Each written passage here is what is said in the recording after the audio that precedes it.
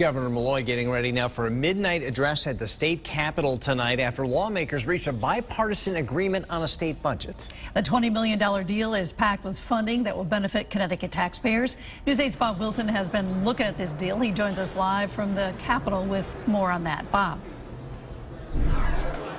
And we want to make sure to tell you it is not official yet. The heavy lifting going on in the LOB on the 5th floor as they're trying to put all of that language that lawmakers have agreed on into writing and make sure that every I is dotted, T crossed. Meanwhile, there is a lot in there. A lot of spending, a lot of saving, and a lot of smiles all the way around to the Capitol today.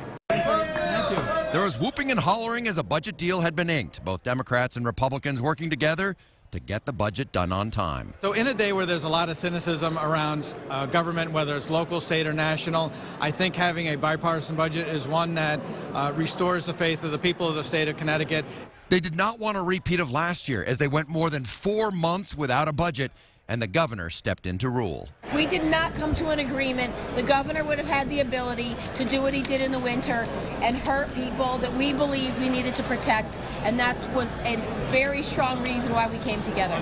The new budget funds everything from crumbling foundations to billions for highways. Medicare savings plan, the funding for the health insurance for low-income parents, and concerns about restoration of municipal aid. Put $1 billion in our infrastructure next 2 years.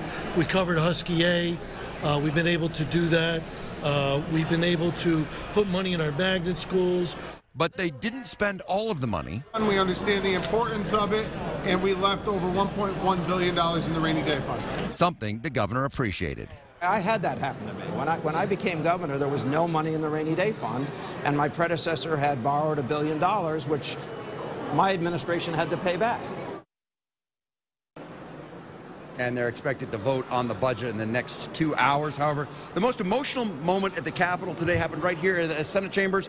Nancy Wyman addressing the Senate for the last time, Lieutenant Governor. There was a standing ovation. People just flooded the Senate chambers, she was trying to gavel them down to get them to stop clapping. Very emotional. She is well loved here at the Capitol. I'm Bob Wilson reporting live, News 8.